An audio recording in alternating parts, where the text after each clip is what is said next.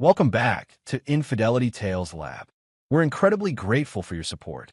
Before we begin today's tale, tell us, which city or country are you joining us from? We love connecting with our global audience. Now, let's dive into today's story. Chapter 1. Ties That Bind. Trent Calloway never considered himself special growing up in Oak Ridge, a blue-collar town where ambition often died in the steel mill shadow. His father worked there for 30 years before lung disease claimed him. Unlike most of his peers, Trent harbored dreams beyond the town's borders. When he met Valencia Reed in junior year of high school, something clicked.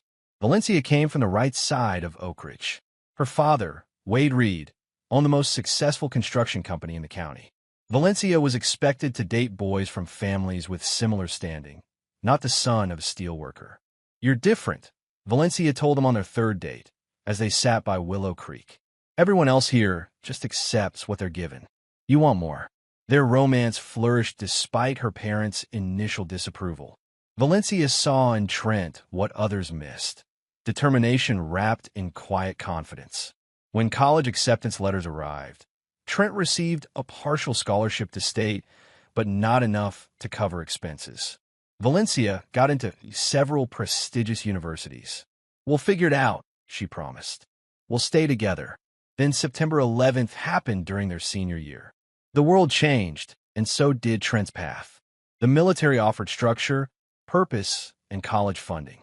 When he told Valencia about enlisting, her reaction surprised him. "I always knew you'd find your way," she said, eyes bright with a mixture of fear and pride. "Just promise you'll come back to me." Wade Reed finally warmed to Trent when he enlisted. "Shows character," he told his daughter, though his wife Claudia remained skeptical. Valencia's best friend, Nora Wexler, warned her about military relationships. "Long distance never works," Nora cautioned, "especially military marriages. My cousin went through it." Valencia dismissed her concerns. Their love was different. After basic training, Trent proposed during his first leave. They married in a modest ceremony before his first deployment. Valencia in a simple white dress she bought off-rack despite her mother's horror. Trent in his dress uniform. 22 years old and full of promises. The reception wasn't lavish, but it was theirs. Wade made a toast that surprised everyone with its sincerity. "To the man who proved me wrong," he said, raising his glass to Trent. "Take care of my little girl." Trent's childhood friend Dexter Hayes served as best man. Dexter had taken over his father's auto repair shop in Oak Ridge and remained Trent's closest connection to home. "You hit the jackpot, man," Dexter whispered during the reception. "Don't screw it up." What no one at the wedding could see was Wade Reed's construction company was facing financial troubles. The recession had hit hard, but he maintained appearances, telling no one, not even his family, how precarious their situation had become. During his last night before deployment, Trent held Valencia close. "I'll write every day," he promised. "This tour will fly by, and when I come back, we'll start building our future." Valencia smiled, but something flickered behind her eyes. Doubt, fear, or something else entirely that Trent couldn't name. "Just come back safe," she whispered, clutching him tighter. "That's all that matters." Neither realized how their promises would soon be tested in ways they never imagined. Chapter 2. Distant Shores. The heat in Afghanistan hit Trent like a physical blow the moment he stepped off the transport plane. His unit, the 87th Infantry Regiment, was stationed at a forward operating base in Kandahar province. The landscape was alien: dust-covered mountains, sparse vegetation, and a perpetual haze hanging over everything. Staff Sergeant Roscoe Bennett, a hardened veteran on his fourth tour, took Trent under his wing. "First deployment's the hardest," Bennett told him. "Not because of what happens here, but because of what happens back home." At first, Trent didn't understand what Bennett meant. He and Valencia video chatted when possible, exchanged emails daily. She sent care packages with homemade cookies that arrived as crumbs but tasted like home. She seemed supportive, asking questions about his day-to-day life while carefully avoiding mention of the dangers. 3 months in, the frequency of Valencia's messages began to decrease. The video calls grew shorter, often with Valencia claiming fatigue or plans with friends. Trent attributed it to the 13-hour time difference and the natural rhythm of life continuing without him. My wife's started renovating the house, Valencia mentioned during one call, the video quality pixelating her expression. Dad connected us with this amazing contractor, Garrison Pike. You'd like him. He's rebuilding homes for veterans when he's not working on high-end projects. Trent noted how her eyes lit up when she mentioned the contractor. Something cold settled in his stomach, but he pushed it away. That's great, he said. Just don't break the bank. Don't worry about money, Valencia replied quickly. Dad's helping out. You focus on staying safe. What Valencia didn't share was that the help for her father came with strings. Wade Reed had partnered with Garrison Pike on several commercial developments, desperate to save his failing business. Having Pike renovate Valencia's home was part of cementing that relationship, one that was becoming increasingly important to Wade's financial survival. Meanwhile, Trent's unit faced mounting pressure as insurgent activity increased in their region. During a routine patrol, their convoy hit an IED. 2 soldiers died, and Trent sustained minor shrapnel wounds. The incident earned him a Purple Heart, but left invisible scars. After the attack, Trent tried calling Valencia for comfort, but she didn't answer. When she finally responded the next day, her excuse about being at a spa day with Nora rang hollow. Specialist Daniel Russo, who bunked next to Trent, noticed his growing concern. "Everything cool on the home front?" he asked one night. "Yeah, just the usual distance stuff," Trent replied, not wanting to voice his suspicions. Russo hesitated before speaking. "My ex started the same way before I got a Dear John letter my first tour. Just saying, watch for the signs." The signs multiplied. Valencia's social media showed her at restaurants, parties, and events, always smiling, rarely mentioning Trent. In several photos, a tall, well-dressed man appeared in the background. Though never tagged, Trent recognized him from Valencia's home renovation updates, Garrison Pike. "She's just living her life," Trent told himself. "I can't expect her to put everything on hold." Then came the operation in a small village near the Pakistani border. Intelligence suggested a high-value target was hiding there. What they found instead was an ambush that left Trent with a bullet through his shoulder and 3 more dead comrades. During his recovery at the base hospital, Trent received only one brief email from Valencia expressing generic concern. Meanwhile, Dexter sent him a cryptic message. "Call me when you can, brother. It's important." When Trent finally connected with Dexter via video call, his friend's face was grim. "I don't know how to tell you this," Dexter began, "but Valencia's been seen around town with that contractor. They're not being subtle about it. They're working on the house," Trent said defensively. "Of course they're together." Dexter shook his head. "Not just at the house, man. Dinner at Riversong, weekend trips to the lake." Nora tried to warn her about how it looks, but Valencia shut her down. Trent felt his world tilt. Maybe it's business. Her dad's working with this guy. "That's part of it," Dexter admitted. "Wade's company is in trouble. Word is Pike's investment is keeping it afloat. But this thing with Valencia, it looks personal, Trent." After the call, Trent stared at the ceiling of the medical unit. His shoulder wound, nothing compared to the pain in his chest. That night, he drafted an email to Valencia asking directly about Garrison Pike. He deleted it without sending. Instead, he requested emergency leave, citing family issues. The leave was denied. His unit needed him, especially with their reduced numbers. Trent would have to wait 3 more months before rotation home. 3 months to wonder what awaited him in Oak Ridge. Chapter 3. Shattered Illusions. Trent's unit returned to Fort Drum in New York on a crisp autumn day. After processing through base, soldiers reunited with waiting families. Trent scanned the crowd, spotting families embracing, children running to fathers, wives clutching husbands, but no Valencia. He pulled out his phone, finding a text sent that morning. "Sorry, can't make it to New York. House emergency. See you at home. Love you." Dexter had offered to drive up, but Trent had declined, wanting Valencia to be there instead. Now he regretted that decision as he boarded the shuttle to the airport alone. Upon landing at Oak Ridge Regional Airport, Trent found Dexter waiting. "Thought you might need a ride after all," Dexter said, embracing him. During the drive to Trent's house, the modest three-bedroom he'd purchased with his military signing bonus before deployment. Dexter was uncharacteristically quiet. "Just say whatever you need to say," Trent finally prompted. Dexter gripped the steering wheel tighter. "I'm not sure what's waiting for you at home, but be prepared. Things have changed. With Valencia, with everything. Her dad's business is barely hanging on. Pike's been the white knight, but rumors say the partnership isn't just business." When they turned onto Trent Street, he immediately noticed the changes.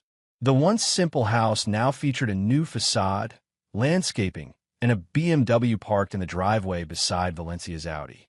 "Wanted to come in?" Dexter asked as they pulled up. Trent shook his head. "I need to handle this myself." Inside, the house was unrecognizable. Open concept where walls once stood, high-end finishes, designer furniture, a showcase rather than a home. Valencia emerged from the kitchen, looking startled. Her hair was different, her clothes more expensive, but it was the diamond bracelet on her wrist that caught Trent's attention, one he'd never seen before.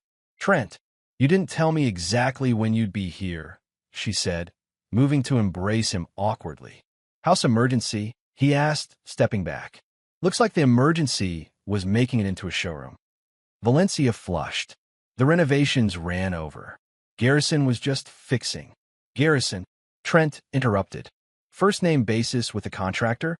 Before Valencia could respond, a tall man with perfectly styled hair and a tailored shirt emerged from the back of the house. "Sorry to interrupt," he said smoothly. "I was just checking the guest bathroom installation." Trent's jaw tightened. "You must be Pike." "Garrison, please," the man said, extending his hand with practiced charm. "Valencia's told me so much about you. Thank you for your service." The rehearsed gratitude felt hollow. Trent ignored the outstretched hand. "What are you doing in my house when I wasn't expected home?" An uncomfortable silence fell before Valencia intervened. "Garrison, maybe you should go. Trent and I need to catch up." After Pike left, Trent confronted Valencia. "What's really going on here? And don't insult me with lies." Valencia's composure cracked.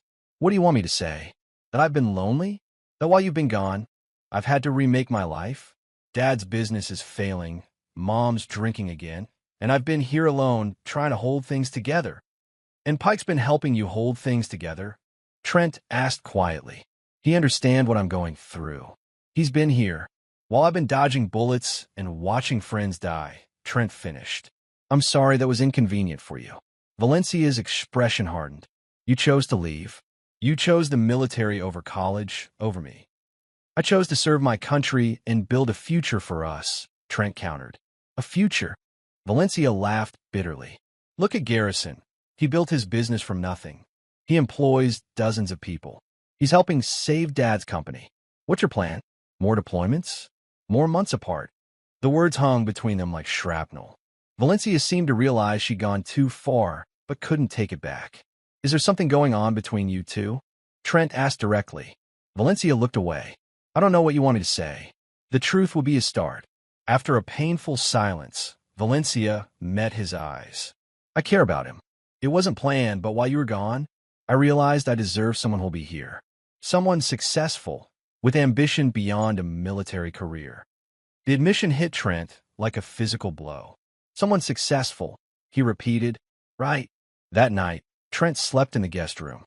The next morning, he found an envelope on the kitchen counter. Inside was a letter from Valencia requesting divorce and a check from Wade Reed for $75,000, labeled property settlement. Trent called a lawyer that afternoon. Within a week, he had moved out, renting a small apartment above Dexter's auto shop.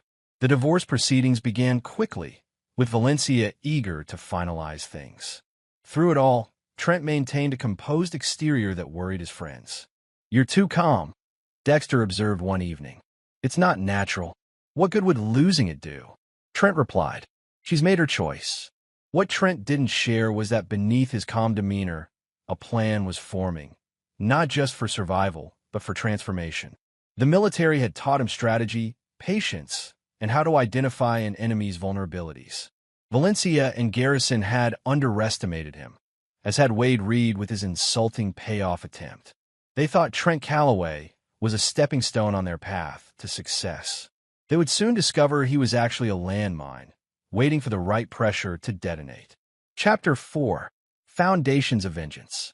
The divorce was finalized in record time, with Valencia eager to move forward with her new life. Trent signed the papers without contesting anything, a decision that puzzled both his lawyer and Dexter. "She's taking you to the cleaners," his attorney, Leona Bradshaw, warned. "We could fight for more." "I don't want anything from her," Trent replied. Clean break. Leona, a sharp-witted divorce attorney who specialized in military cases, studied him with concern. "This isn't like most soldiers I represent. Usually, there's anger, resentment." "Who says I'm not resentful?" Trent asked with a smile that didn't reach his eyes. What no one understood was that Trent's apparent passivity was calculated. While Valencia celebrated her freedom with Garrison Pike at Oak Ridge's upscale venues, Trent was conducting reconnaissance.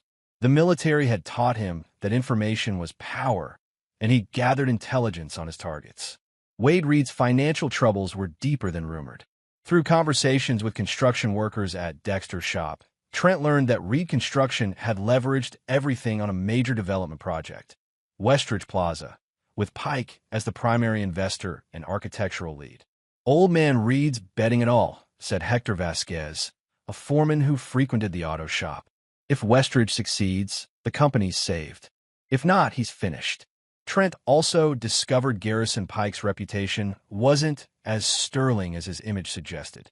Former employees complained about unreceived paychecks and questionable business practices. Pike Designs projected luxury and success, but insiders whispered about corners cut and regulations skirted. Meanwhile, Trent took stock of his own resources. The military had given him discipline, leadership skills, and strategic thinking. His combat experience had taught him to remain calm under pressure and identify weaknesses in any situation. He had his modest savings, the $75,000 settlement he hadn't touched, and his VA benefits. Most importantly, he had time. Valencia and Pike thought he was broken, a jilted husband licking his wounds. Their underestimation was his greatest advantage. 3 months after the divorce, Trent enrolled in business courses at the community college using his GI Bill benefits. His focus, supply chain management and entrepreneurship. His professors noted his intensity and practical approach to every assignment. "You're not like our typical students," observed Professor Dominique Torres after Trent presented a business case study. "You're already thinking 10 steps ahead." While taking classes, Trent maintained his job at Dexter's shop, learning the business side of operations. He saved aggressively, living in the apartment above the garage and spending little on himself. Trent's military connections proved valuable when he reached out to Staff Sergeant Bennett, now stationed at Fort Bragg. "Remember how the guys always complain about our boots?" Trent asked during their call. "How they fell apart in the field." "Standard issue garbage," Bennett confirmed. "Why?" "I'm thinking about solving that problem," Trent replied. "Would you connect me with some of your current unit? I need feedback." Bennett, pleased to hear from his former soldier, readily agreed. Most of these guys would talk for hours about what's wrong with their gear. Through these conversations, Trent identified a clear gap in the market: tactical footwear that actually met the needs of operators in the field. Military contractors supplied subpar products at premium prices, while civilian options weren't designed for combat conditions. 6 months into his planning, Trent took a calculated risk. He approached Leona Bradshaw with a business proposal, legal guidance for a startup in exchange for future equity. "I need someone who understands contracts and isn't afraid of going up against established players," he explained. "Your reputation as a shark in divorce court suggests you're exactly what I need." Leona was intrigued. "What's the business?" "Specialized tactical footwear, initially targeting military and law enforcement," Trent explained, showing her his comprehensive business plan, eventually expanding to civilian outdoor markets. Impressed by his preparation, Leona agreed to represent him. "What are you calling this venture?" Trent smiled. "Callaway Tactical. Simple, direct, honest, everything Pike Designs isn't." While building his business foundation, Trent maintained surveillance on Valencia and Pike. Their relationship had grown increasingly public, with Valencia now working at Pike Designs as a client relations specialist, a position created specifically for her. The Westridge Plaza development had broken ground with significant media coverage, positioned as Oak Ridge's economic revitalization project. What Pike didn't realize was that Trent had been systematically connecting with key players in the construction and development industry, suppliers, contractors, even building inspectors, establishing relationships that would prove valuable. One evening, Dexter confronted Trent as he reviewed material samples in his apartment. "You're planning something, aren't you? This isn't just about moving on." Trent looked up from his work. "What makes you say that?" "You've got that look, same one you had when Billy Thornton bullied us in 10th grade, before you orchestrated his social downfall without ever throwing a punch." Trent chuckled at the memory. Billy deserved what happened. "So do Pike and Valencia," Dexter acknowledged. "Just tell me you won't do anything that'll land you in prison." "I'm not interested in prison visits." "Nothing illegal," Trent promised. "Just appropriate consequences." What Trent didn't share with Dexter was that his plan was already in motion. Earlier that week, he'd met with Colin Maxwell, a building inspector with a reputation for thoroughness, who had been passed over for the Westridge Plaza inspections in favor of a more flexible colleague. "Must be frustrating to see corners cut," Trent had commented during their meeting. Maxwell's expression had darkened. "Pike's got friends in the permit office. But karma comes around eventually." "Maybe karma just needs a little direction," Trent had suggested. As autumn turned to winter, Trent's dual efforts progressed. Callaway Tactical developed prototypes based on feedback from active military personnel, while his network of contacts around the Westridge development expanded. Valencia and Pike remained oblivious, celebrating their successes at charity galas and industry events, their pictures frequently appearing in local media. At one such event, photographed for the Oak Ridge Chronicle Society page, Pike was quoted, "Success isn't about where you start, but where you end up. Some people just don't have what it takes to make it in this business." Trent cut out the quote and pinned it to his wall, a daily reminder of what he was working toward. Not just a business, but vindication. Not just financial success, but justice. As the foundations for both his company and his revenge solidified, Trent received unexpected news. His old unit was being deployed again, and some of his former comrades had requested his newly developed boot prototypes for field testing. "This could fast-track our development," Leona noted when he told her. Trent nodded. "And give us credibility no one can question." The pieces were falling into place. While Valencia and Pike planned their engagement announcement, scheduled to coincide with the Westridge Plaza's Phase 1 completion, Trent prepared for a different kind of unveiling, one that would shake the very foundation of everything they were building. Chapter 5. The Unraveling. The Westridge Plaza development had become Oak Ridge's crown jewel, at least on paper. The first phase was nearing completion, with luxury retail spaces already leased to high-end brands never before seen in the modest town. Local newspapers praised Garrison Pike as a visionary bringing prosperity to Oak Ridge, with Wade Reed riding his coattails back to financial solvency. Valencia had become the project's unofficial spokesperson, her transformation from military wife to sophisticated businesswoman complete in the public eye. Behind the scenes, however, tensions were mounting. Construction delays had pushed the budget beyond initial projections. Pike had pressured contractors to cut corners to maintain the timeline, creating a web of compromises known to few outside the project. What Pike didn't realize was that Trent had positioned himself at the center of an information network. Through Dexter's connections with construction workers, Trent learned about substituted materials and skipped inspections. Through Leona's legal contacts, he discovered the precarious financing arrangements Pike had established, leveraging future phases to fund current construction. "Pike's building a house of cards," Leona observed during one of their strategy sessions for Callaway Tactical. "One strong wind." Trent nodded. "And I'm about to become a hurricane."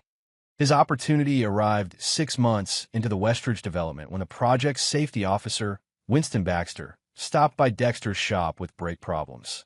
"Stress is killing me," Winston confided while waiting for repairs. "Pike's pushing us to finish the main pavilion for some big announcement event, but there are issues with the structural supports." "Serious issues?" Trent asked casually. "Serious enough that I've documented everything and sent registered letters to cover my ass," Winston replied. I'm not going down when this comes to light. That evening, Trent made 2 calls. The first was to Colin Maxwell, the building inspector who'd been sidelined from the Westridge project. The second was to Simone Torres, an ambitious reporter for the Oak Ridge Chronicle who'd been relegated to human interest stories despite her investigative background. I might have something that would interest you, Trent told Simone. A story about Oak Ridge's biggest development and questions no one's asking. Meanwhile, Callaway Tactical had progressed from prototype to limited production. The boots Trent had sent with his former unit had performed exceptionally in Afghanistan, generating buzz within military circles. Using his settlement money and a small business loan guaranteed by the VA, Trent had secured manufacturing capacity with a factory in Maine that specialized in military-grade footwear.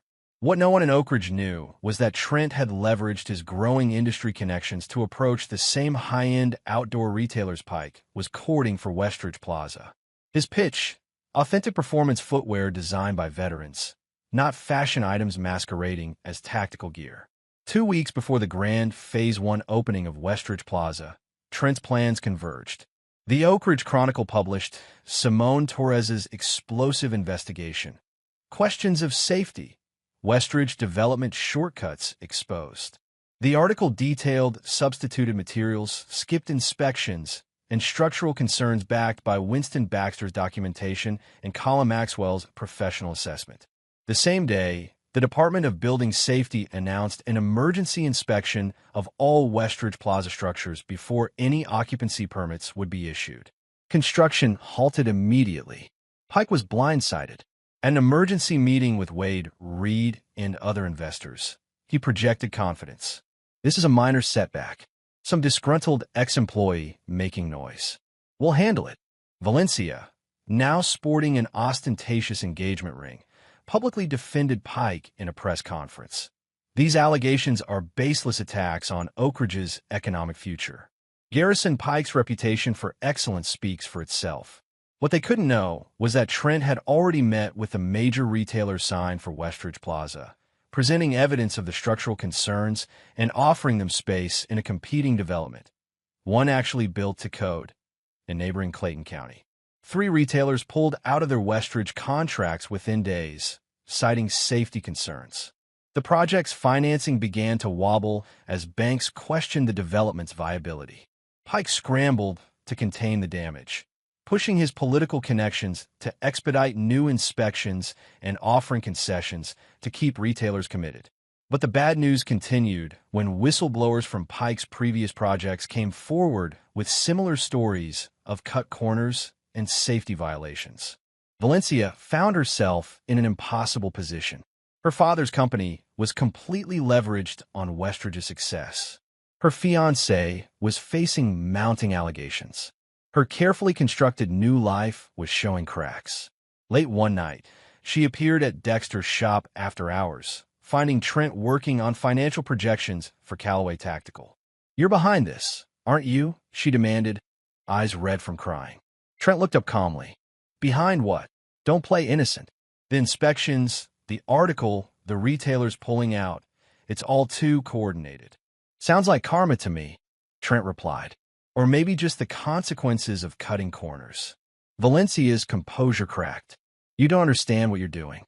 My father will lose everything. We'll lose everything. Like I lost everything when you decided I wasn't successful enough." Trent countered. "When you threw away our marriage while I was serving overseas. This is your revenge? Destroying a project that would help the whole town." Trent stood, facing her directly. "I didn't substitute inferior materials. I didn't bribe inspectors. I didn't put people's safety at risk for profit. That was your successful fiancé." Valencia faltered. "Garrison says it's standard industry practice. Everyone does it, and that makes it right." Trent shook his head. "The Valencia I married had higher standards." She noticed the Callaway Tactical prototypes and marketing materials on his desk. "What is all this?" "My future," Trent replied simply. "The one you didn't think I was capable of building." Valencia left without another word, but her visit confirmed what Trent suspected. The pressure was working. The facade was cracking. The following week, the situation deteriorated further. Emergency inspections revealed significant structural issues requiring extensive remediation. The project completion date was pushed back indefinitely. Investors began demanding answers and threatening to pull funding. Pike's response was to double down, holding another press conference where he accused competitors and disgruntled elements of orchestrating a smear campaign. Though he didn't name Trent directly, the implication was clear. What Pike couldn't have anticipated was that Trent had obtained copies of the original building plans through his network, showing the approved materials and methods, compared with documentation of what was actually used. This evidence was anonymously delivered to the district attorney's office with a detailed accounting of the potential public safety implications. The DA announced an investigation into possible criminal negligence and fraud related to the Westridge development. Pike's political connections suddenly became liabilities as officials distanced themselves from the controversy. Meanwhile, Valencia discovered financial irregularities in Pike's personal accounts, transfers from business funds to cover mounting personal expenses and lavish purchases. When confronted, Pike's charm vanished. "Mind your own business," he snapped. "I'm trying to save this project and your father's company. Show some gratitude." Their relationship, built on mutual ambition and superficial attraction, began to fray under real pressure. Valencia started to see Pike not as the successful visionary she'd thought, but as someone who took shortcuts and assigned blame rather than accepting responsibility. Everything Trent wasn't. The final blow came when 3 of the major banks financing Westridge Plaza called their loans due to material breach of development agreements. Pike lacked the liquidity to cover the demands, and Wade Reed's company wasn't in position to help. At the height of the crisis, Trent launched Callaway Tactical with a media campaign featuring testimonials from active military personnel. The company's motto, "Built with integrity, tested in combat," was a not-so-subtle contrast to Pike's faltering reputation. Within days of launch, Callaway secured a limited contract with a Special Forces unit, a credential that immediately established the company's legitimacy. Orders began flowing in from military personnel and law enforcement agencies who had heard about the boots through the veteran community. When Pike tried to secure emergency financing to save Westridge Plaza, he discovered that potential investors had already been approached about Callaway Tactical's expansion plans. Several had chosen to back Trent's venture instead, impressed by his approach and the product's authenticity. The unraveling was complete when Wade Reed, facing financial ruin, made a desperate decision. He approached Trent directly, meeting him at the small manufacturing facility Callaway had established on the outskirts of Oak Ridge. "You've won," Wade said, looking older than his years. "Pike's finished. Valencia's devastated. Was that enough revenge for you?"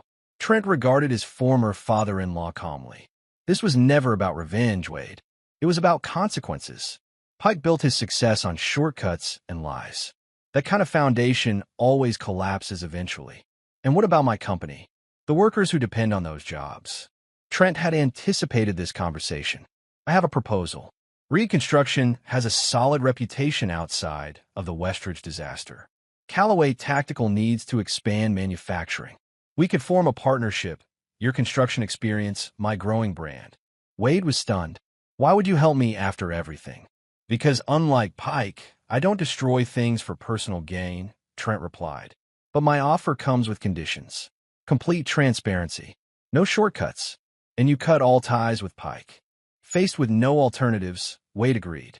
The partnership would save his company while helping Callaway Tactical expand. The news spread quickly through Oak Ridge. Trent Callaway, the discarded husband, was now the town's unlikely economic savior. For Valencia, the revelations were devastating. Her fiancé was under investigation. Her father had partnered with her ex-husband. Her carefully constructed new life had imploded spectacularly. And through it all, Trent had never once engaged in direct confrontation or questionable tactics.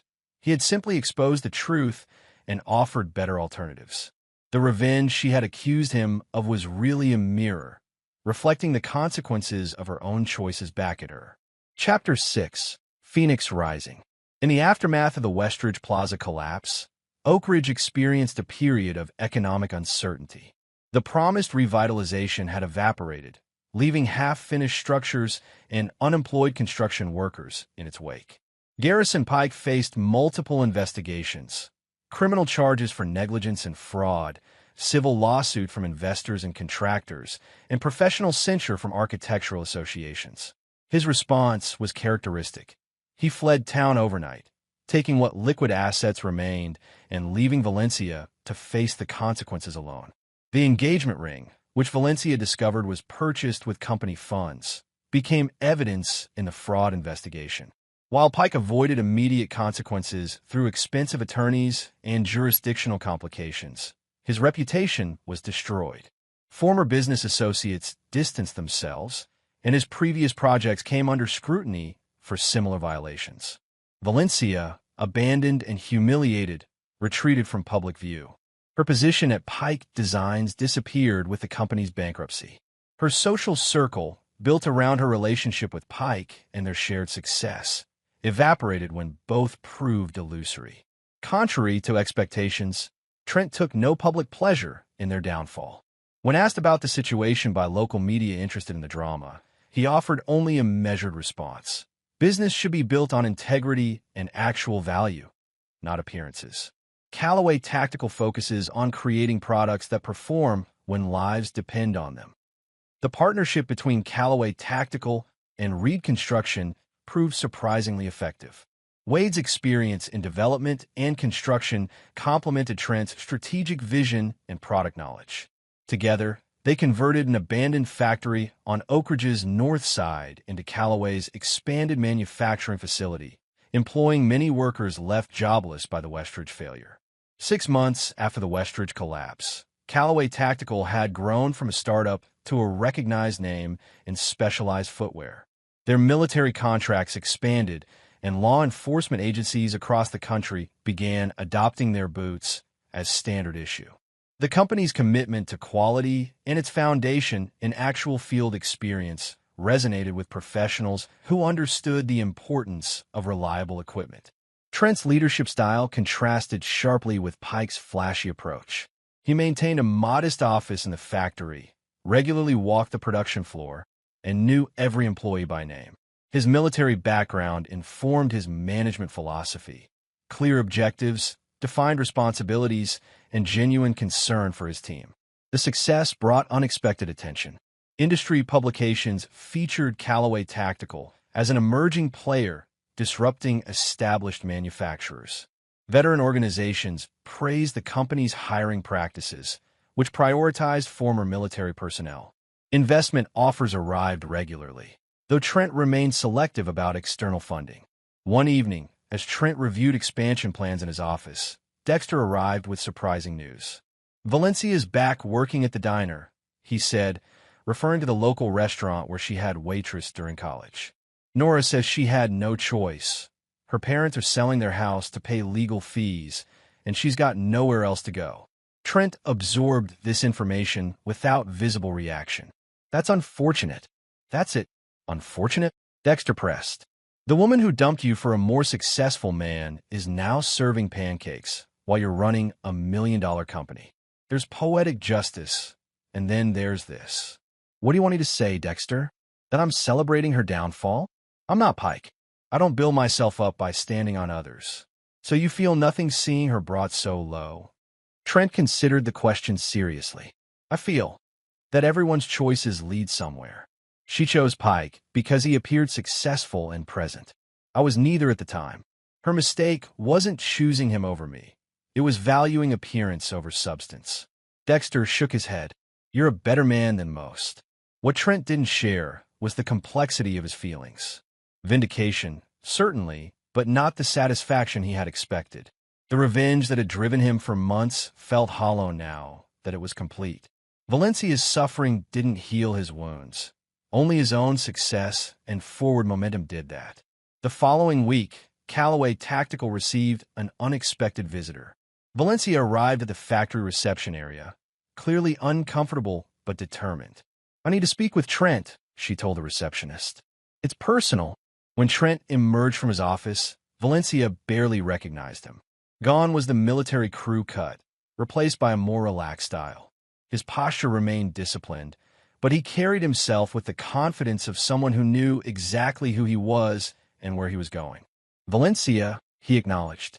"Let's talk in my office." Once the door closed, Valencia spoke rapidly. "I know you orchestrated everything. The inspections, the article the investors pulling out. You systematically destroyed Garrison and took my father's company in the process." Trent leaned against his desk. "Is that what you came to say?" "I came to ask why," she replied, voice breaking. "Was humiliating me so completely necessary? Was ruining my life worth it? I exposed Pike's fraudulent practices and offered better alternatives to investors and retailers," Trent corrected calmly. "Everything that happened stemmed from his actions and choices, and yours." "My choices? I made one mistake." "You chose a man who built his success on lies and shortcuts," Trent interrupted. "You chose appearance over substance, Valencia. That wasn't a mistake. It was a revelation of character." The words landed like physical blows. Valencia's carefully constructed indignation crumbled. "So this was your revenge? Showing me how wrong I was?" "This wasn't about revenge," Trent replied. "It was about building something real while Pike built illusions. The fact that his illusions couldn't withstand scrutiny isn't my fault." "And what about us? Did what we had mean anything to you?" Trent's expression softened slightly. "It meant everything to me. That's why your letter hurt so deeply. I deserve someone successful." Those words stayed with me through every day of building this company. Valencia flinched at hearing her own words quoted back. "I was wrong," she admitted quietly. "About so many things." "Yes, you were," Trent agreed without malice. "But your mistake wasn't leaving me. It was measuring success by the wrong metrics." After a pause, Valencia asked, "What happens now? With us?" "Nothing. That chapter is closed," Trent replied. "But if you're asking about your future, that's entirely up to you." "Easy for you to say from your position," she said bitterly. "I've lost everything." "No, you've lost the illusion of everything," Trent corrected. "Just like I did when I came home to find you with Pike. The difference is what we built afterward." Their conversation was interrupted by Leona Bradshaw arriving for a scheduled meeting. Seeing Valencia, she raised an eyebrow, but remained professional. "Should I come back later?" she asked Trent. "No, we're finished," he replied, turning to Valencia. "Good luck, Valencia. I mean that sincerely." As Valencia left, she passed the wall of Callaway Tactical's core values, prominently displayed in the reception area: integrity, resilience, innovation, purpose. Words that once would have seemed quaint to her now felt like an indictment of all she had valued and lost. That evening, Trent met with Wade Reed at the factory to discuss expansion plans. Despite their complicated history, they had developed a functional professional relationship. "Valencia came to see you today," Wade noted. "It wasn't a question." "She did," Trent confirmed. "She's struggling," Wade said, the concern of a father evident in his voice. "Claudia and I are doing what we can, but the legal bills—" Trent nodded. "I heard you're selling the house." "No choice. Pike left us holding most of the bag," Wade admitted. "The partnership with you saved the business, but our personal finances are another matter." After their meeting concluded, Trent made a decision that surprised even himself. Through an anonymous arrangement facilitated by Leona, he purchased the Reed family home at its full market value, allowing the bank to place it in a rental program that permitted the Reeds to remain as tenants at a reduced rate. When Dexter discovered this arrangement, he was baffled. After everything they put you through, why help them? Trent struggled to articulate his reasoning. Because revenge wasn't the point. Building something better was. And because carrying hate is heavier than carrying compassion. As Callaway Tactical continued its ascent, Trent maintained his focus on expansion and innovation. The company opened a research facility dedicated to developing new materials and designs. They launched a civilian line that quickly gained traction in outdoor and workwear markets. National retailers began carrying their products, and international distribution deals were in negotiation. Meanwhile, Garrison Pike's legal troubles mounted. Unable to secure high-profile contracts after his reputation collapsed, he attempted to launch a new venture in Florida under a different company name. The scheme unraveled when previous clients recognized him and alerted authorities to his presence. Valencia, gradually rebuilding her life, enrolled in community college courses while continuing to work at the diner. The experience of serving others rather than being served proved transformative. The humility forced upon her created space for genuine self-reflection. 1 year after the Westridge Plaza collapse, Oak Ridge had recovered. Callaway Tactical's success generated ancillary businesses and opportunities. The abandoned Westridge site was eventually purchased by a regional developer who, working with Reed Construction, converted it into a mixed-use development with more modest but sustainable goals. Trent, now 31, had achieved success beyond what either he or Valencia had imagined possible during their marriage. Yet material success wasn't what drove him forward. It was the knowledge that he had built something authentic, a company that reflected his values and created genuine value for others. His revenge, if it could be called that, wasn't in Valencia and Pike's downfall. It was in proving that integrity and perseverance could achieve what shortcuts and appearances couldn't. Lasting success built on solid foundations. Chapter 7. Empire Building. 5 years after the Westridge Plaza debacle, Callaway Tactical had evolved from a specialized footwear company into Callaway Performance Systems, a comprehensive provider of tactical gear, training, and consulting services with operations across the United States and contracts in 12 countries. The company's headquarters remained in Oak Ridge, though the original factory had expanded multiple times to accommodate growing production demands. The abandoned industrial zone surrounding the facility had transformed into a vibrant business park housing suppliers, technology partners, and support services, all part of the Callaway ecosystem. Trent's leadership approach had become legendary within the industry. His military background informed his management philosophy: clear objectives, defined responsibilities, and genuine concern for his team. But it was his strategic vision that truly distinguished the company. While competitors chased trends, Callaway identified and solved fundamental problems for operators in the field. The difference between us and everyone else, Trent explained to new employees, is that we never forget who we serve and what's at stake when our products are deployed. This unwavering focus on end-user needs earned Callaway contracts with elite military units, federal law enforcement agencies, and international security organizations. Their testing protocols, which subjected every product to real-world conditions before approval, became industry standards. The company's expansion into training and consulting happened organically when clients began requesting guidance on equipment implementation and operational procedures. Trent built this division by recruiting veterans with specialized expertise, creating a second career path for former operators while enriching Callaway's knowledge base. By any measure, Trent Callaway had become the embodiment of success. The company employed over 500 people, annual revenues exceeded $100 million, and industry publications regularly featured him as a visionary leader who had disrupted established markets through innovation and authenticity. Despite his professional accomplishments, Trent maintained a relatively private personal life. He had purchased a modernized farmhouse on 30 acres outside Oak Ridge, where he could find solitude after demanding days. His closest relationships remained with Dexter and a small circle of military friends, though his position necessitated a broader social network. Leona Bradshaw, whose early legal support had been crucial to Callaway's formation, now served as chief legal officer and one of Trent's most trusted advisors. Their professional relationship had deepened into genuine friendship based on mutual respect and shared values. "You never actually talk about it," Leona remarked during a rare social dinner at Trent's home. The transformation from jilted husband to industry leader. "It's quite the story." Trent smiled, because it's not the story most people think it is. "Oh, what's the real story then?" "It's not about revenge or proving Valencia wrong," Trent replied, choosing his words carefully. "It's about finding purpose. The military gave me that once. When I lost it, and her, I had to find something new to drive me forward. And building an empire was it." Leona pressed. "Building something meaningful," Trent corrected. "Something that matters to people who put their lives on the line. The size was never the point." What Trent didn't articulate was how completely his identity had evolved beyond his past.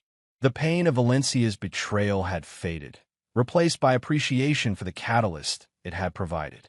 Without that breaking point, he might never have discovered his true capabilities or purpose. Meanwhile, Oak Ridge had been transformed by Callaway's success. The once struggling town now attracted young professionals and businesses seeking proximity to the company's operations.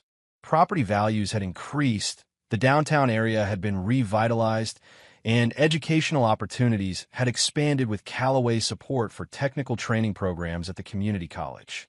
Wade Reed had retired from active management at Reed Construction, though the company remained a key partner in Callaway's infrastructure projects. The partnership had restored the Reed family's financial stability, albeit not to their previous level of affluence. Valencia's journey had taken unexpected turns. After completing an associate's degree in business administration, she had secured an entry-level position at a regional marketing firm.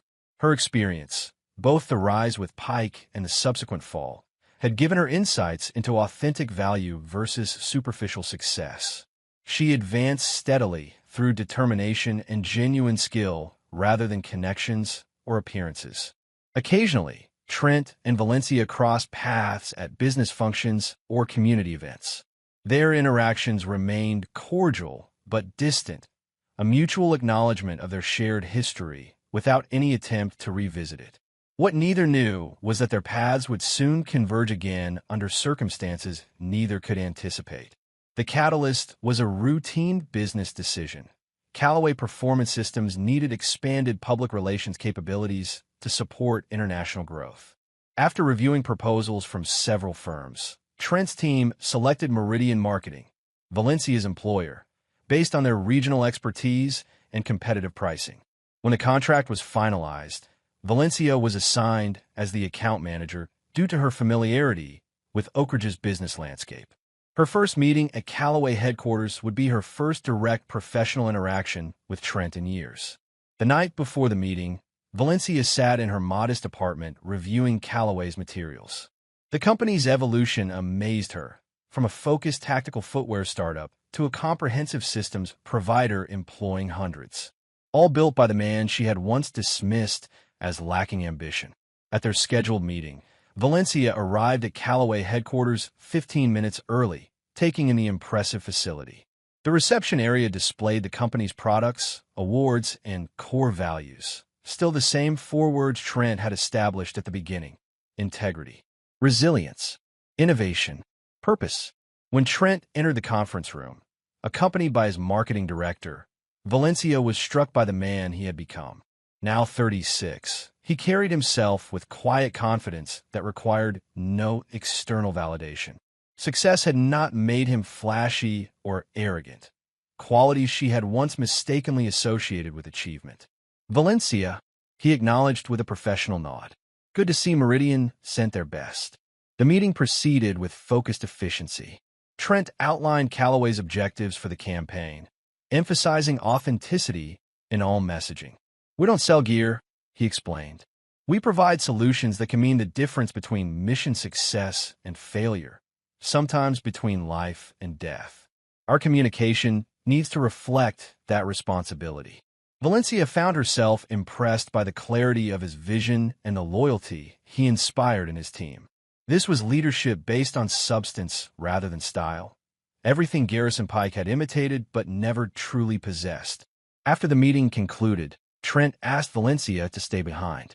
When they were alone, an awkward silence fell between them, the weight of their history momentarily displacing their professional personas. "I didn't realize you were at Meridian," Trent finally said. "For years now," Valencia replied. "I'm surprised your team didn't mention it before approving the contract." "They might have. I don't micromanage their decisions." After a pause, he added, "Will this arrangement be a problem for you?" Valencia met his gaze directly. "No, it's business. I'm good at what I do now. Actually good, not just connected or well-positioned."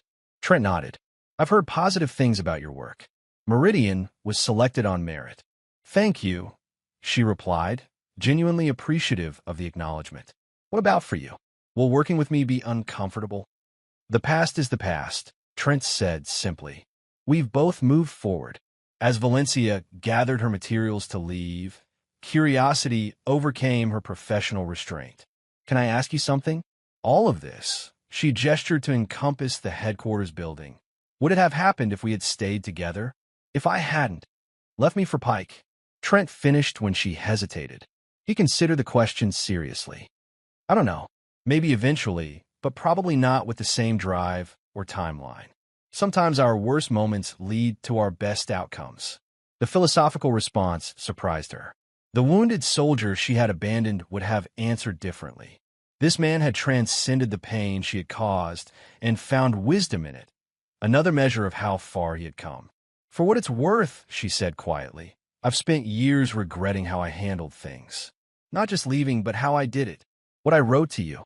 Trent's expression remained unreadable. We all have regrets, Valencia. The question is what we build from them. After she left, Trent stood at his office window overlooking the Callaway campus. Their interaction had stirred memories he typically kept buried beneath daily operations and strategic planning. Not just of Valencia's betrayal, but of the man he had been before, defined by external expectations rather than internal purpose. That evening, he called Dexter, who had expanded his auto repair business into a regional chain with Trent's early investment. Valencia's firm is handling our international PR, Trent explained after exchanging greetings.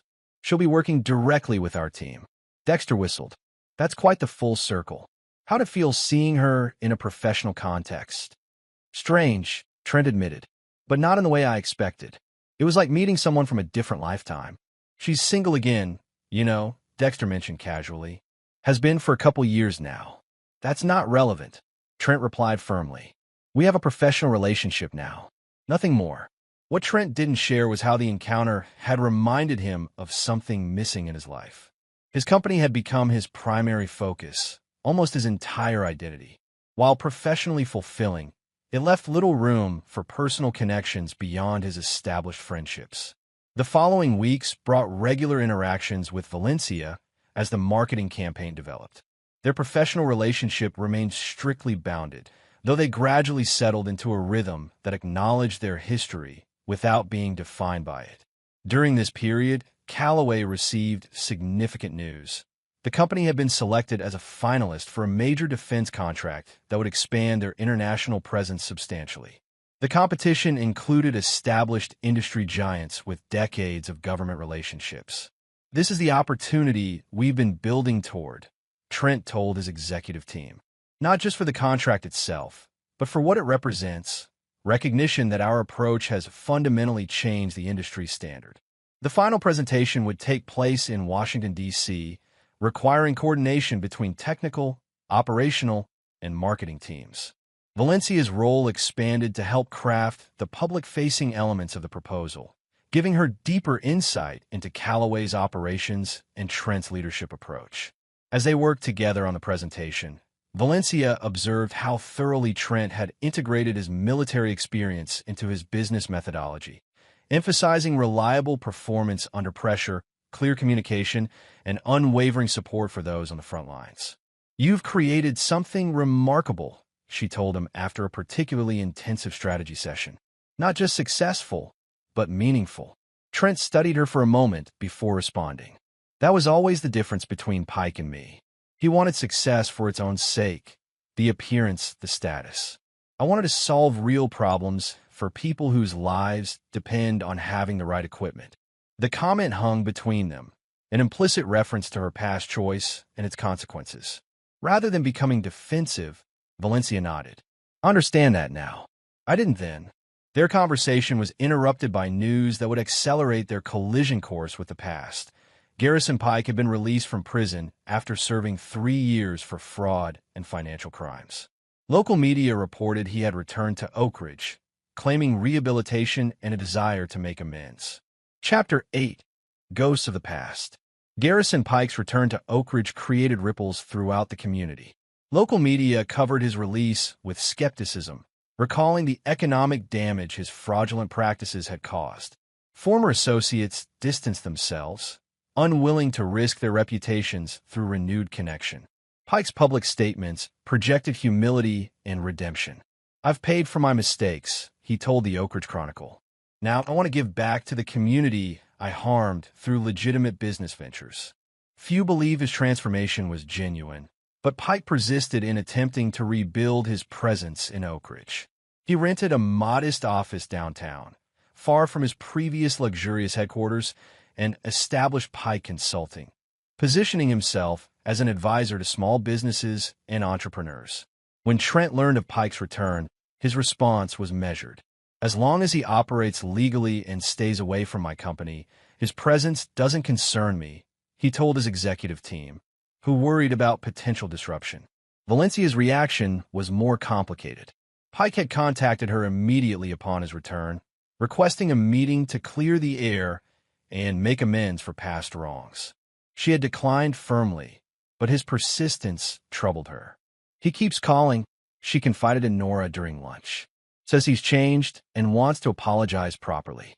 Nora, who had remained Valencia's friend through her downfall and rebuilding, was skeptical. "Garrison doesn't apologize. He manipulates. Whatever he wants, it's not closure." Valencia agreed intellectually, but admitted the situation was stirring up unresolved feelings. "Working with Trent's company while Garrison tries to reconnect. It's like my past and present are colliding."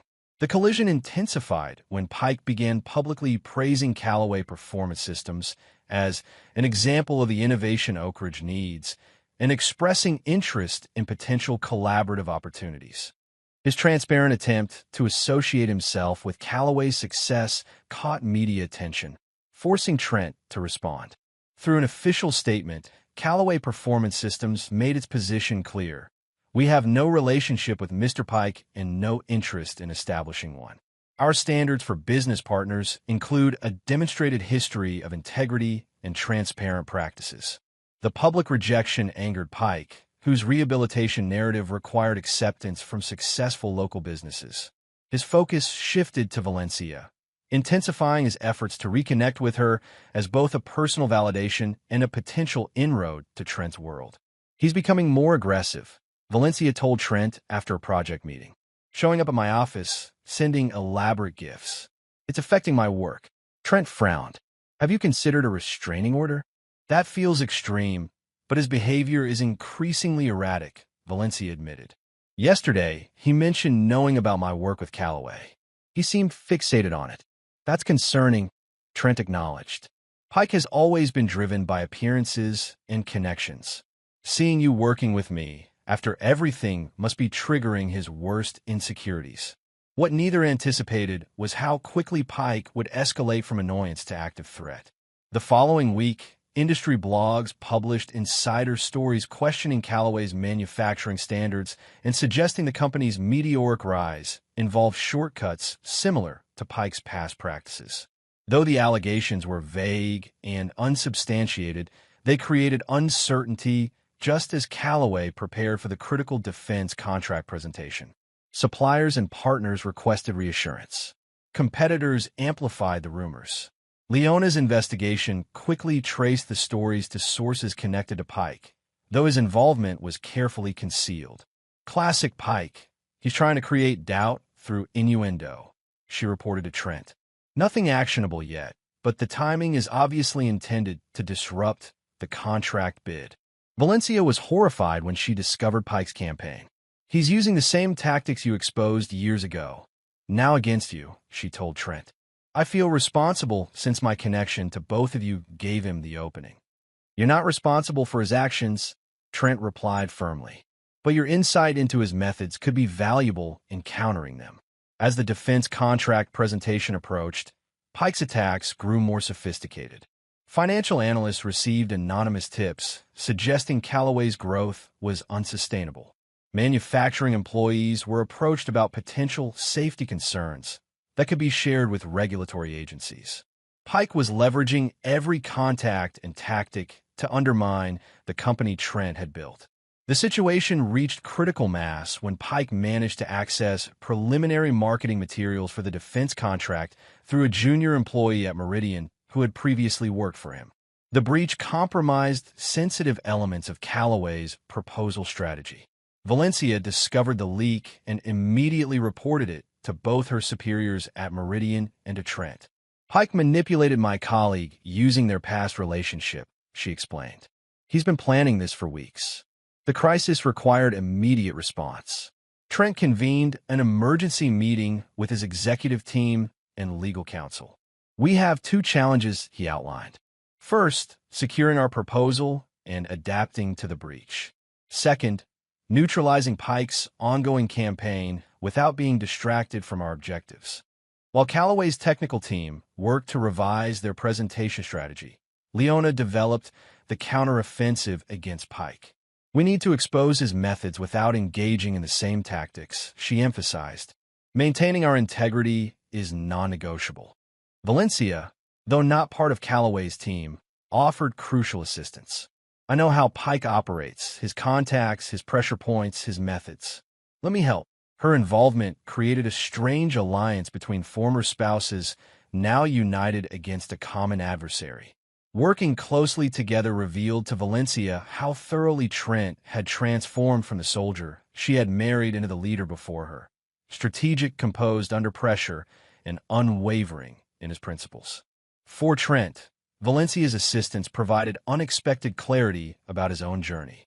Her insights into Pike's psychology helped anticipate and counter his moves. But more importantly, her presence forced Trent to finally confront and release lingering resentments he hadn't fully acknowledged. Their strategy against Pike developed along two paths. Officially, Callaway Performance Systems issued a comprehensive response to the rumors, inviting industry analysts and journalists to tour their facilities and review their quality control processes. The transparency neutralized much of Pike's innuendo campaign. Unofficially, Valencia leveraged her knowledge of Pike's past to identify his current vulnerabilities. His rehabilitation narrative depended on maintaining the appearance of legitimate business practices. Any suggestion that he was reverting to previous patterns would undermine his carefully constructed comeback. Through Leona, they discovered Pike had approached several of Callaway's competitors with promises of insider information, technically a violation of his parole conditions regarding corporate espionage. Rather than having him arrested immediately, they documented his activities meticulously, building a comprehensive case. We're not just defending against his current attacks, Trent explained to his team. We're ensuring he can't repeat them. As the defense contract presentation date approached, Pike grew increasingly desperate. His campaign against Callaway wasn't achieving the desired impact, and his attempts to re-establish himself in Oak Ridge's business community were faltering as his true intentions became apparent. In a final reckless move, Pike attempted to approach members of the Defense Contract Selection Committee directly, offering concerning information about Callaway's practices that they should consider before making their decision. This overreach provided exactly the opening Trent and Valencia had anticipated. The committee members reported Pike's contact attempts, triggering an official investigation into potential interference with government procurement processes, a serious federal offense. When Pike realized the trap he had walked into, he made one last desperate attempt to salvage his position. He contacted Valencia, demanding she meet him or he would release information about her that would end her career and relationship with Callaway. Valencia immediately informed Trent and Leona about the threat. Together, they arranged for Valencia to meet Pike at a public restaurant, with hidden recording devices and Leona's legal team watching from nearby tables. At the meeting, Pike's facade of rehabilitation completely collapsed. He alternated between threatening Valencia and attempting to charm her with memories of their past relationship. When neither approach worked, he revealed his true motivation. This was never just about business, he admitted bitterly. It's about Callaway. The man was nothing when you left him for me. Nothing. Now he's running the company I should have built, living the life that should have been mine. The difference is that Trent built his success on solving real problems with real solutions, Valencia replied calmly, while you built yours on appearances and shortcuts. Pike's expression darkened. You think you understand him? The man orchestrated my downfall and took everything from me. His precious integrity is a front. He's more calculating and ruthless than I ever was. No, Garrison, Trent simply exposed the truth about your methods. The consequences were of your own making. As Pike became more agitated, he inadvertently confessed to his recent campaign against Calloway, including details of how he had manipulated people and planted false information, all captured on the hidden recording devices. The following day, Pike was arrested for parole violations and new charges related to corporate espionage and attempted interference with government contracting. The evidence Valencia had obtained ensured he would face significant additional prison time and permanent restrictions on his business activities. With Pike neutralized, Calloway's team refocused entirely on the defense contract presentation. The crisis had actually strengthened their position by demonstrating the company's resilience and integrity under pressure, qualities particularly valued by defense procurement officers. The night before departing for Washington, Trent invited Valencia to dinner at his home, a gesture of appreciation for her role in resolving the Pike situation. The farmhouse's simple elegance reflected its owner's values: quality without ostentation, functionality with purpose. "I never properly thank you," Trent said as they sat on his porch, overlooking the property. "Your insights into Pike were crucial." "It felt like closing a chapter that needed ending," Valencia replied. "For both of us." The conversation gradually shifted from Pike to their own history. For the first time in years, they spoke openly about their marriage, its dissolution, and the divergent paths they had taken afterward. "I've wondered sometimes," Valencia admitted, "what would have happened if I'd had the maturity then to see what I see now. Which is, that success isn't what I thought it was." Pike seemed successful because he projected the image of it, the clothes, the cars, the connections. But it was hollow. What you've built has substance and purpose. Trent considered her words. "We were young. I was away.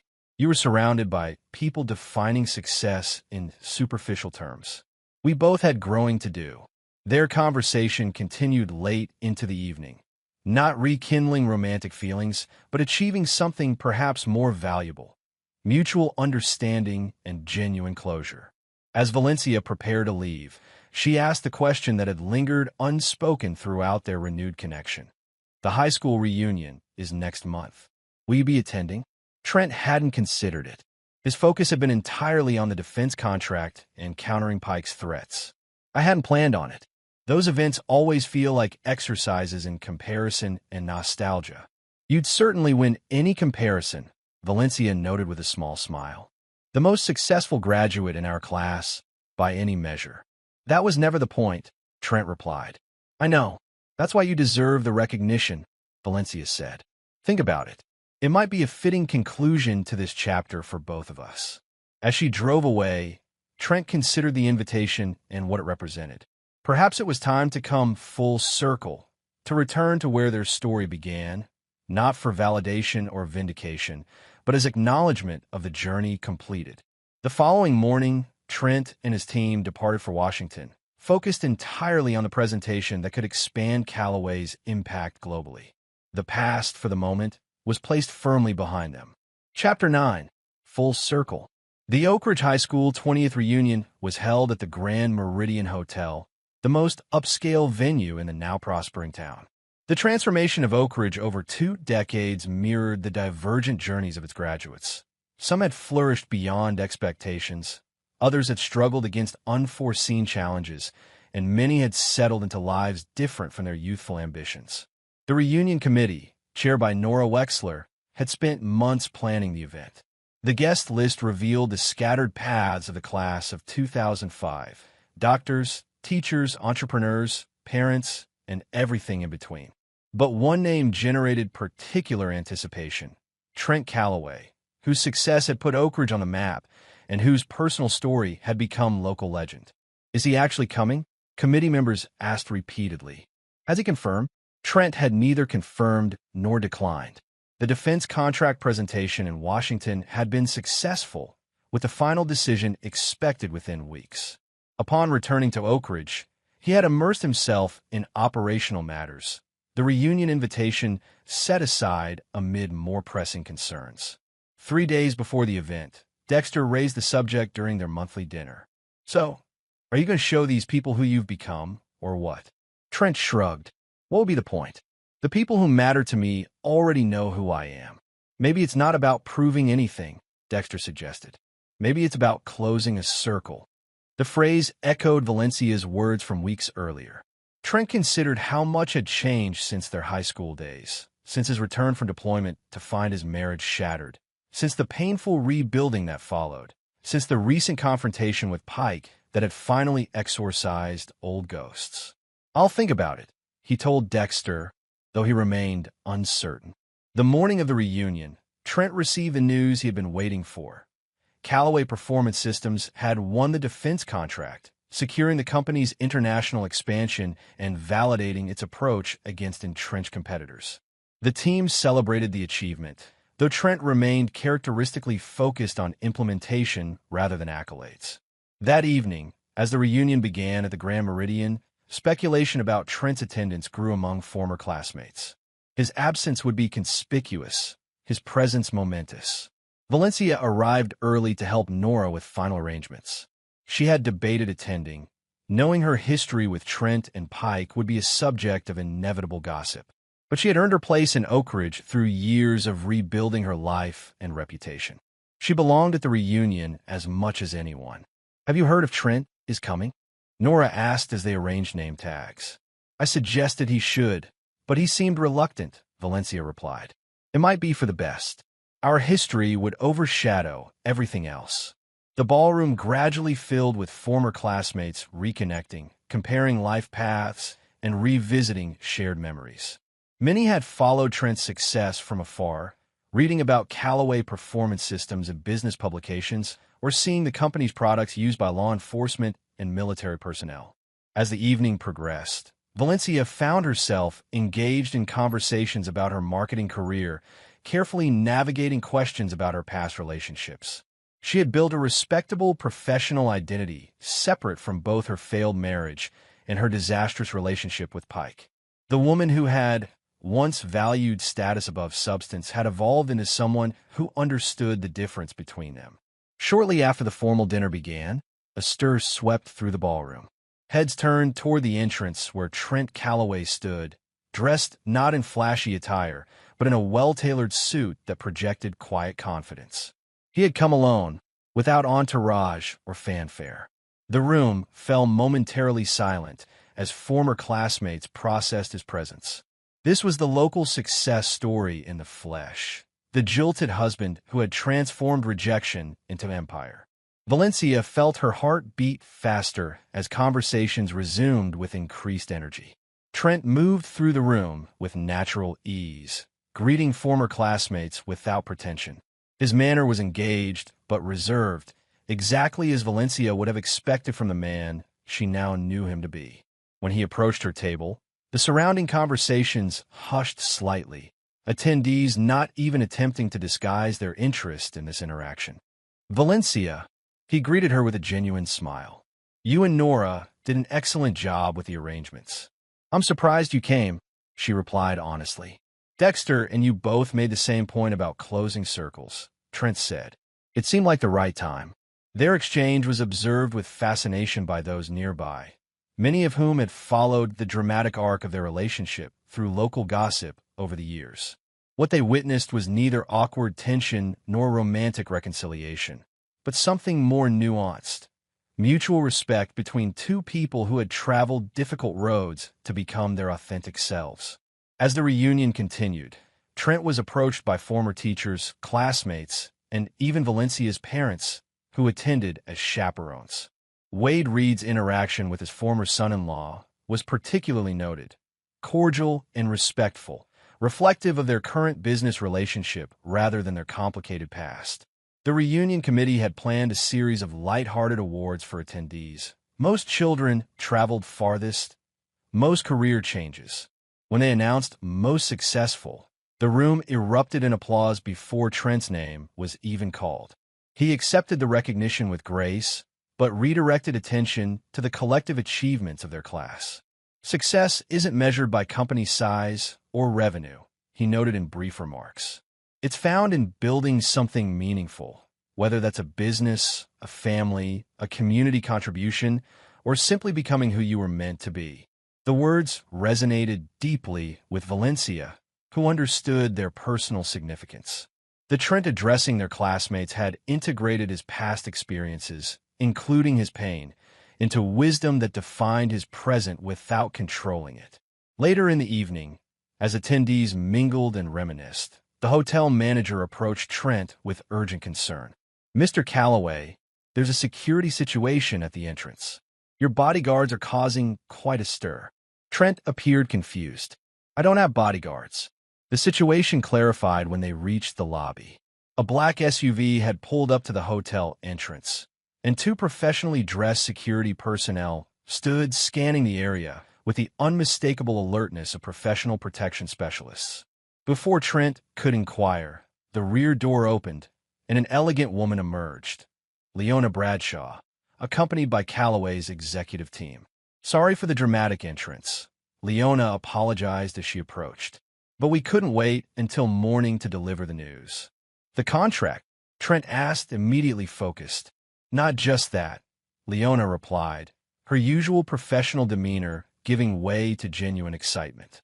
"The Secretary of Defense personally called. They're not just adopting our gear, they're implementing our entire training protocol for special operations units. It's beyond what we proposed." The significance of this development was momentous.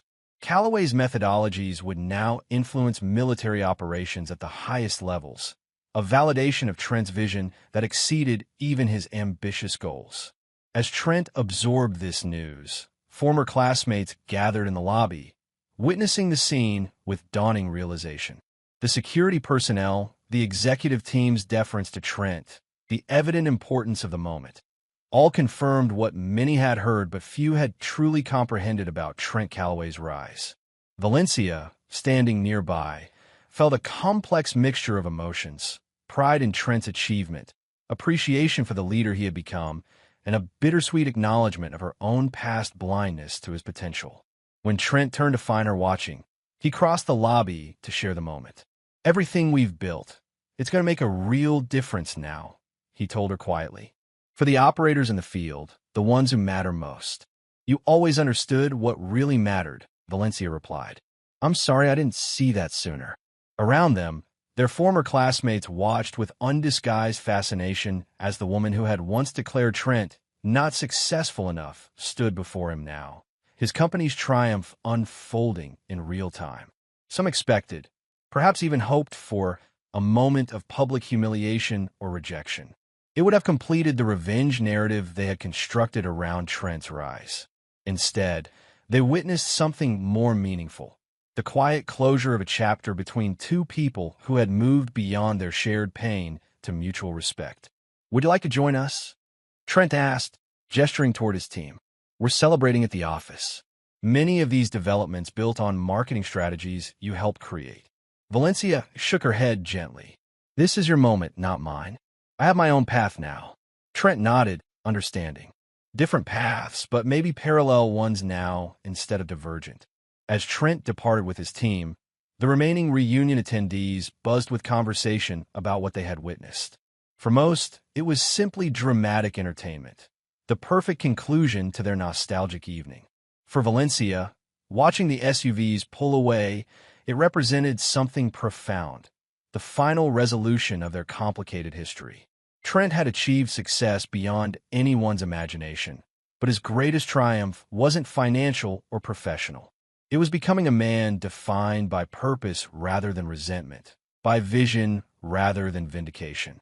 The following morning, as attendees departed Oak Ridge to return to their scattered lives, local media reported two significant developments: Callaway Performance Systems' landmark defense contract and Garrison Pike's additional sentencing for parole violations and new charges.